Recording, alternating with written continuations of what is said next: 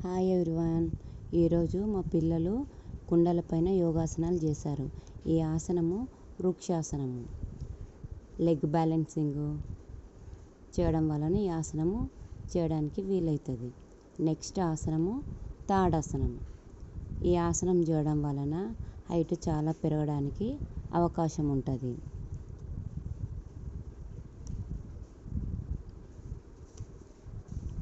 Next ఆసనం వచ్చేసి leg stretching, leg balancing.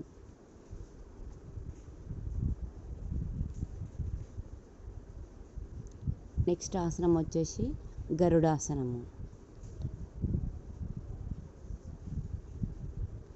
ఈ నెక్స్ట్ ఆసనం వచ్చేసి బద్ధ పద్మాసనం.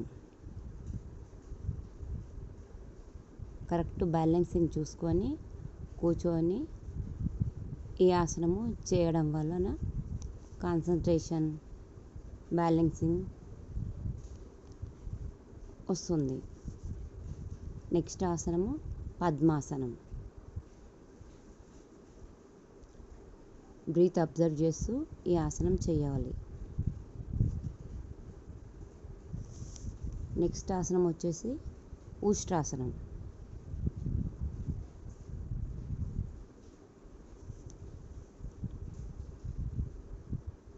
ఈ ఆసనం చేయడం వలన థైరాయిడ్కి చాలా యూస్ఫుల్ అవుతుంది.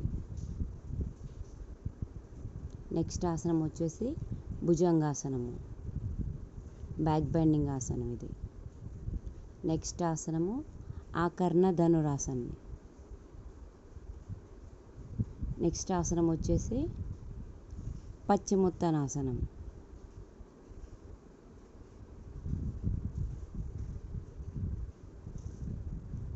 ఈ నెక్స్ట్ ఆసనం వచ్చేసి పాదహస్తాసనం. బ్యాలెన్సింగ్ చేసుకోవాలి, నిదానంగా చేయాలి.